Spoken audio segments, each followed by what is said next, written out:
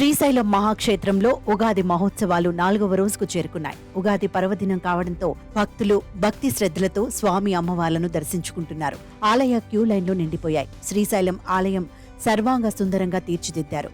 స్వామి అమ్మవార్ల దర్శనానికి భక్తులు లక్షల సంఖ్యలో శ్రీశైలం చేరుకున్నారు. క్యూ కంపార్ట్మెంట్లన్నీ భక్తులతో కిటకిటలాడుతున్నాయి.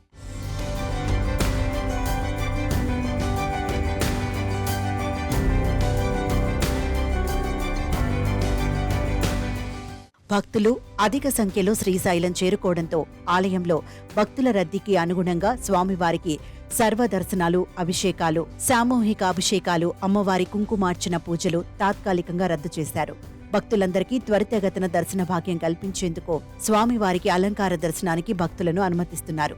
కన్నడ భక్తుల రద్దీతో వేకువజామున ఆలయాల ద్వారాలు తెరిచి పూజల అనంతరం 4:30 నుండి కన్నడ భక్తులను దర్శనాలకు అనుమతిస్తున్నారు.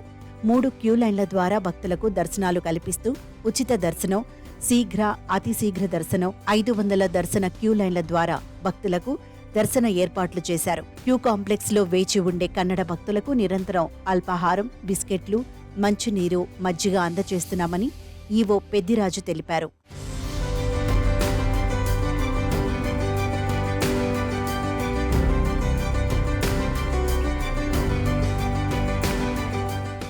మరోవైపు కన్నడ భక్తులు తమ ఆడపడుచుగా భావించే శ్రీ బ్రహ్మరాంబికాదేవిని తనివితీరా దర్శించుకునేందుకు క్యూ లైన్లన్నీ కన్నడ భక్తులతో కిక్కిరిసిపోయాయి. ఉగాది పర్వదినం కావడంతో వేకువజామున నుంచి భక్తులు పాతాళగంగలో పుణ్యస్నానాలు ఆచరించి మొక్కులు తీర్చుకుంటున్నారు.